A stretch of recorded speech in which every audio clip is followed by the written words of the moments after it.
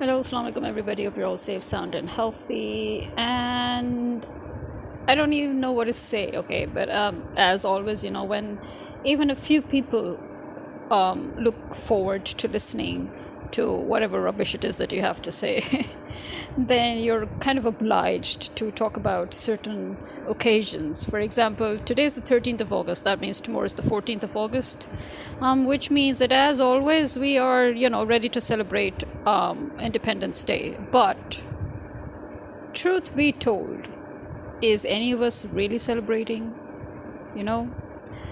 How can you celebrate Independence Day when you're not free? Isn't that an oxymoron?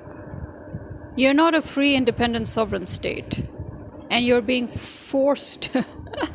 It is in a way, you are being forced. You're being forced to celebrate Independence Day. The founder of your country is being disregarded, but you have to celebrate Independence Day. The freedom of your country is being dismissed. Your country is literally put on a wager by the minions of the United States establishment.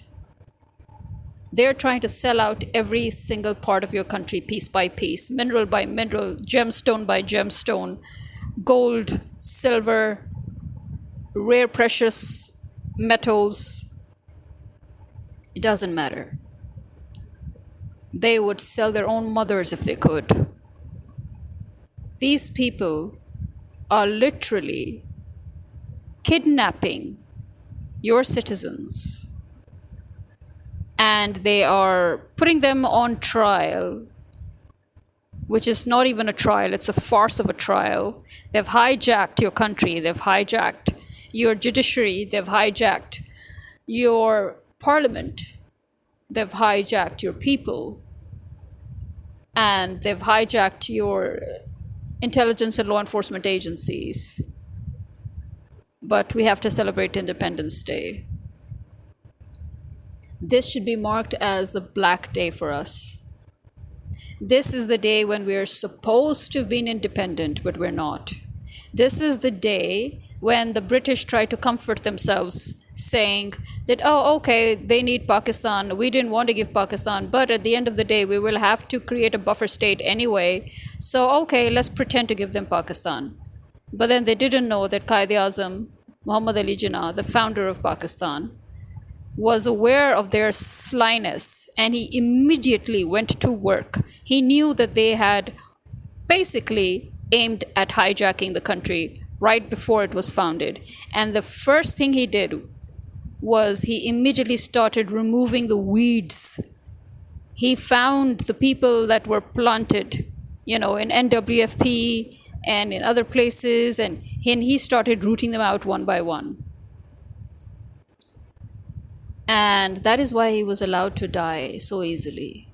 He was all but assassinated by the very people he was trying to weed out. He had yet to reach the army. Maybe he should have weeded out the army first and then went for the parliamentarians or the ministers. But instead he went first to cleanse NWFP of the traitors and put the right people in. Because as I said, he was a very, very sly person himself, in the sense that he knew his opponents, he knew who he was dealing with, and he had to be just like them in order to counter them. And it is a fact that even the British have said it, and even the Indian prime ministers of that time have said it, that if we knew that he was going to pass away so soon, we might have actually delayed giving him Pakistan.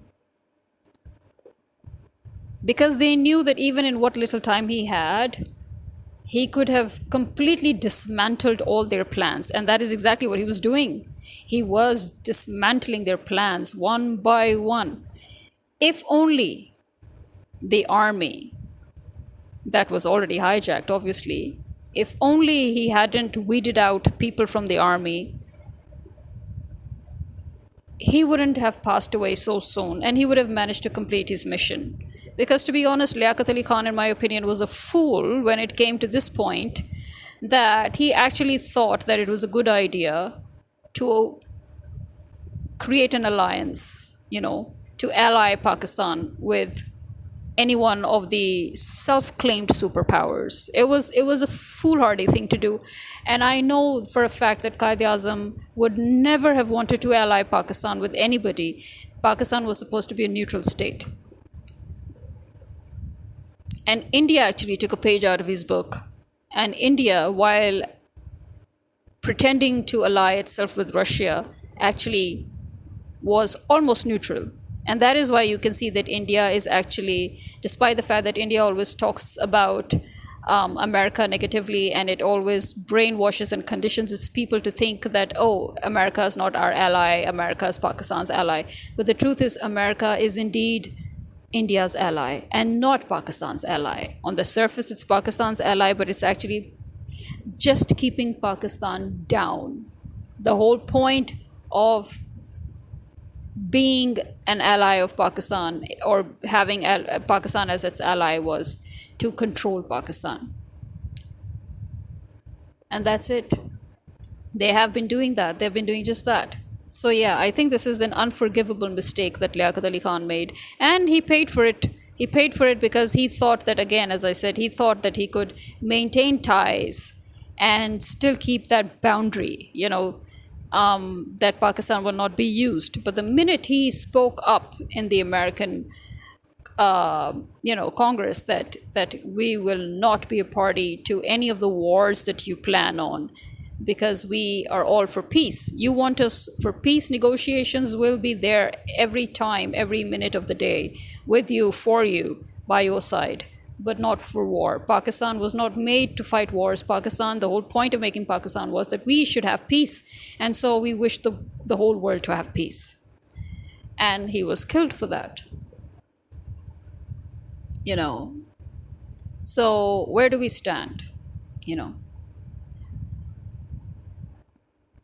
The thing is that when you have countries like America and Britain and India, where they keep on lying about their history, where they keep on changing facts as it suits them, then you don't end up learning from your mistakes. As I said, the one thing about Pakistan is we don't let people forget their mistakes. You may think that we are very nonchalant, which we are, aggravatingly so. But when it comes to these things, we don't let our government or our organizations forget. For example, the whole Bangladesh thing. Even though our army claims to have been victimized too by the Indians, and definitely they were. It's true that actually the Indians were known to have camouflaged themselves as Pakistani army, and they committed atrocities against the Bangladeshi people. It's true. And it's true that the Bangladeshi people are more and more aware of it now. It's true. But what is also true is we created that situation. Bhutto created that situation. Okay? He was so power hungry, that he just had to have the power. The votes, the whole of Pakistan, the majority vote, it's a democracy. The majority vote went to the other party. Let him have it. But no, you just had to go on a power play. You had to just, and listen, again, as I said, if we go further back again, I would again say, and I've said this many times, that Bangladesh originally was never even supposed to be a part of Pakistan, by the way. It was their generosity and their loyalty towards Jinnah that they continued to be a part of Pakistan. But the original petition, if you see, the petition that Jinnah filed was for 2 states, not for 1 state. He promised the Bangladeshis that he will file for their state as well. And he fulfilled his promise. That is why the Bangladeshis were so generous that they continue to be a part of Pakistan, just because of Qaid-e-Azam Muhammad Ali Jinnah and his companions, all those who worked hard to achieve this. Liaquat Ali Khan and the Nawabs and everybody, and Begum Nawab, all of them, all the females and males that came together and worked to achieve this, So, but the Bangladeshis, even now, they show a lot of respect to Muhammad Ali Jinnah. Why? Because he kept his promise. Whatever happened 20 years later has nothing to do with him. He passed away. He passed away as soon as Pakistan was made. He literally didn't even have time, as I said, to tie up all the loose ends, to dismantle 100% all the traps that the British had laid down, you know. So the Bangladeshis were originally always supposed to be a separate state. As I said, it was their loyalty, their generosity that they continued to be one. And I am frankly very surprised that we managed to stay one country for 20 years. You know why? Because there is a huge ass India in between. There's an elephant in the room here. Hello. A huge ass elephant called India right in between. It's a miracle. I mean, that just shows the level of devotion and loyalty of the people, you know, that they stuck around for 20 years, that both, on both sides, I'm talking about both sides, that we stuck around.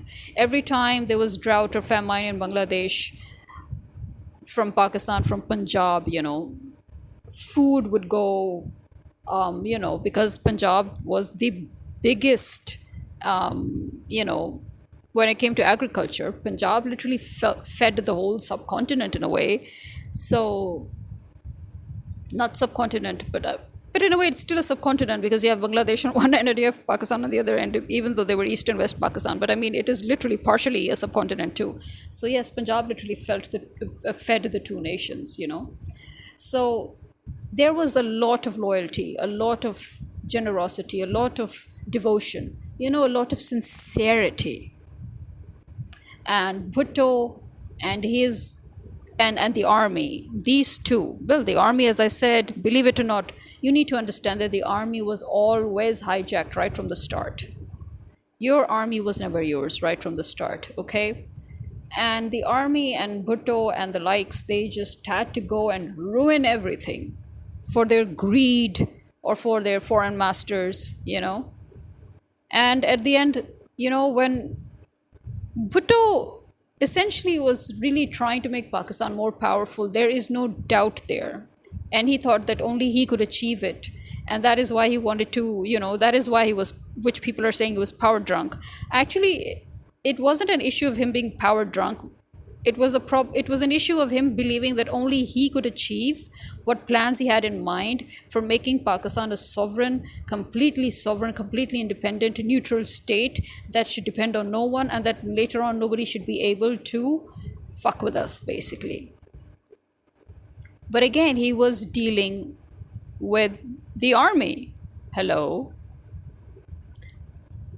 Can you honestly expect your country to be a sovereign, independent, neutral state when you have still the army there? The army that you people never really addressed. That one deep plant of the British that you never bothered to uproot or address. You didn't even address the situation, is what I'm saying, you know. So, yeah, I'm sorry. Imran Khan is our elected leader and he is our elected prime minister. We elected him twice. You know, we elected him to be prime minister. The first time round, he was ousted by America for the same reasons that now America is after India, by the way. The exact same reasons. Why did you go to Russia? Why do you want to trade with China? I mean, aren't you trading with Russia? Don't you dare give me that. Fuck you. You're trading with China. You're in debt. You're in billions of debt that you owe to China. You're trading with Russia. Europe is trading with Russia. Heck, Europe gets all its gas and its petroleum from Russia. So who the fuck are you to tell us not to trade with Russia? You know, who the fuck are you to send your minions here, this Nawaz Sharif and Shehbaz Sharif, who were constantly talking about how Gwadar was ruined in Gwadar. Okay, who just stopped the whole Gwadar plan? Who literally just stopped the whole Gwadar plan at the command of America? Your present government, your present illegal US planted government and army, they just stopped the whole Gwadar project. And now India is trying to initiate a similar project with America. How many times have you allowed India and America to undermine you? They undermined you in cricket when they snatched away your hosting of the World Cup. They committed terrorism in your land, and the whole world knew that India was behind that terrorism, and yet the whole world obliged India by letting them host the cricket World Cup. Why? Whereas when we were supposed to host it, it went to the Bay. Till date, just because India was so scared that the Pakistani cricket team was one of the most powerful teams in the world, and that we have constantly made records upon records that are unbreakable and unbeatable till date. Just because of that, because sorry to say, but despite the fact that everybody is raving and ranting about the Indian cricketers, but whenever they were up against Pakistani cricketers, even as individuals, we're talking especially as individuals, they are still far behind. And where they're being celebrated, why? Because the Pakistani team is basically removed from, it's lost its glory because it was constantly blacklisted or banned or shied out or, forced into match fixing by the Indians.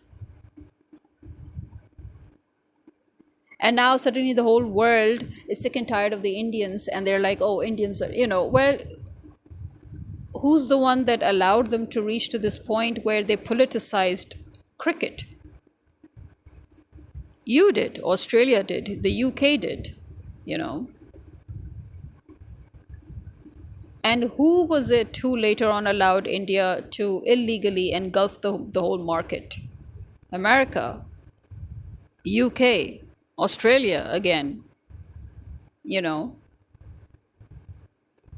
And now suddenly you're wondering why the Indians are doing what they're doing, and you're wondering how they're encroaching. Well, yeah, you deserve it. Because when you give somebody something that they haven't actually earned, you've put it on a platter. And that is my biggest problem as well, is that even when I see our analysts and all talk about how India is, is this great this and great that, and it's done this and it's all fine. But would you ever have the guts to go deep into this and actually right out loud say that, you know what, hang on, most of what India has right now got, it never actually got it on merit. It literally bought it. It bought the marketplace. It's all politics. It bought the sports. It bought everything. I mean, it didn't earn its place, is what I'm saying. And to me, it doesn't matter if you wanted Sachin Tendulkar to, because it was his last match before retirement, so you literally had to blackmail the Pakistanis and threaten them with the Indian Muslims, no less, that you would commit genocide in India and you would harm the Indian Muslims if we do not allow Sachin Tendulkar this one win. And our then president and prime minister, Zardari and Gilani, they literally sat there in the stadium, right in the front row, so that the players should know that they had no choice but to accept that match fixing and lose the World Cup. Yeah, you didn't earn it. I don't care. To me, it doesn't matter if it's on the record that you earn. The fact that listen, you can make fake degrees too. People have a lot of fake degrees. That doesn't mean that they have actually done their masters or their PhDs. What have they done? They've got a paper, okay, but who cares? But unfortunately, people seem to think that it doesn't matter as long as you've the piece of papers claiming that you have done this. That is all that's all it needs to be. That's all there is to it, and it's fine. I mean, that's all you need. But I don't give a shit about your papers and your documents and your records, especially if I know the truth. If I know that you haven't earned that merit, then you're not capable, you know. But this is the kind of world we're living in, and this is what happens in Pakistan too. As I said, there's so many people who have fake degrees, and they're sitting on your heads pretending to be politicians when they don't even know their asses from their heads, you know. Your army, so-called army chief, he's not even educated, but people claim that, oh, he's Hafiz Quran. Is he? I didn't see him recite a single verse off the top of his head. He was literally reading, not reciting. Are you sure he's a Hafiz Quran?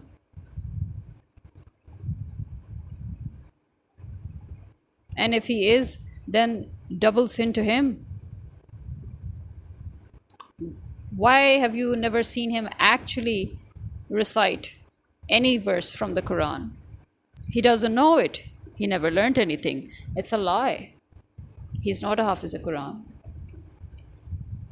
He's not even educated. How can he be a Hafiz Quran? What is his education level? He probably holds more fake degrees again. I bet he doesn't even have fake degrees. Forget about that. What do we have here? What do people have to their name? That is my problem. In Pakistan, there are so many people who are moving around. They have jobs, they've taken over the industries, they've done this and that. They have nothing to their name, nothing in the sense that nothing that they've actually earned.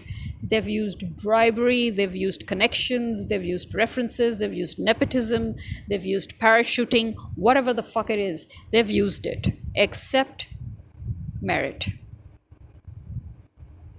Those who actually have earned their merit, they have nowhere to go in this country. You think it's different in India? India is a huge, vast country. Do you think it's different there? It's not.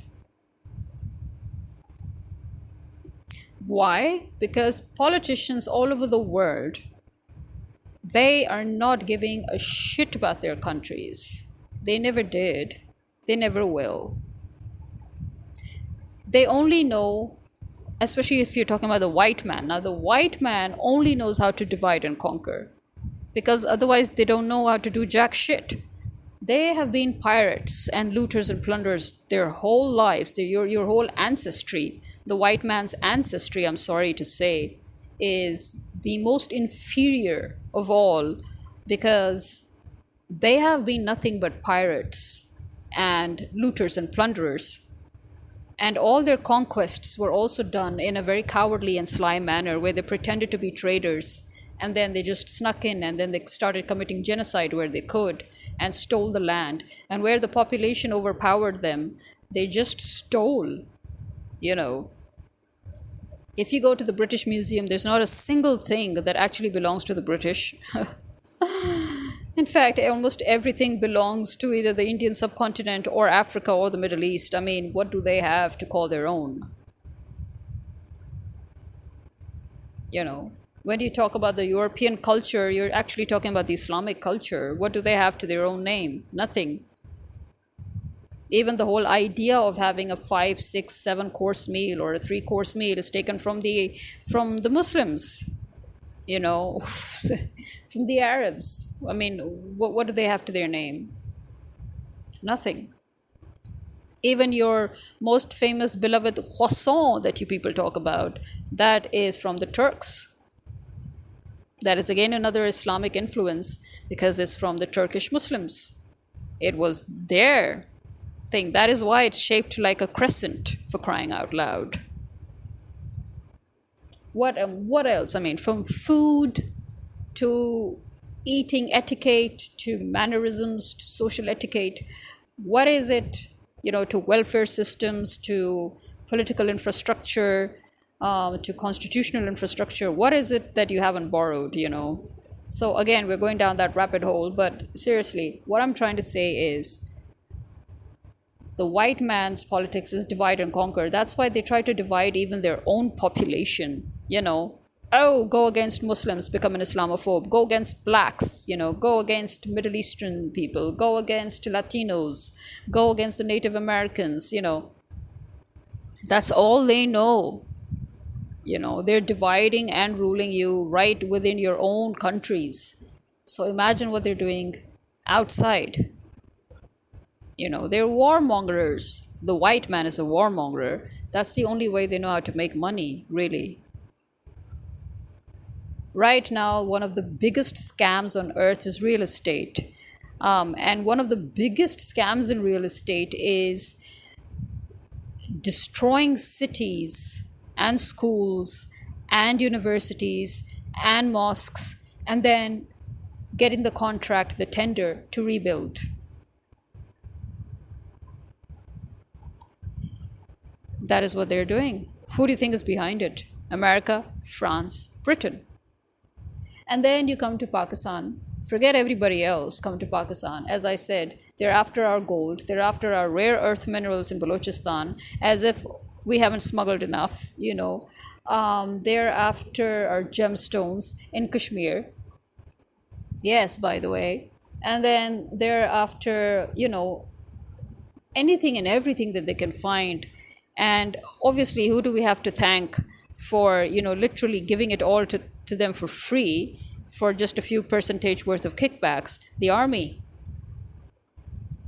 and these politicians who, again, have all their assets abroad. And they know that this is their last round here, so they will make the most of it.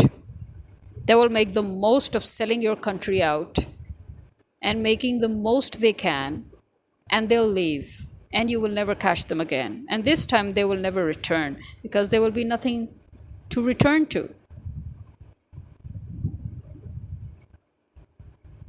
And here we are celebrating the 14th of August, Independence Day.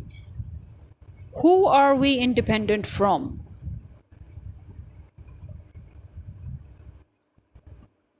Are we a sovereign state? Are we celebrating our independence, or are we celebrating the fact that we are still a colony under the care and supervision of the United States?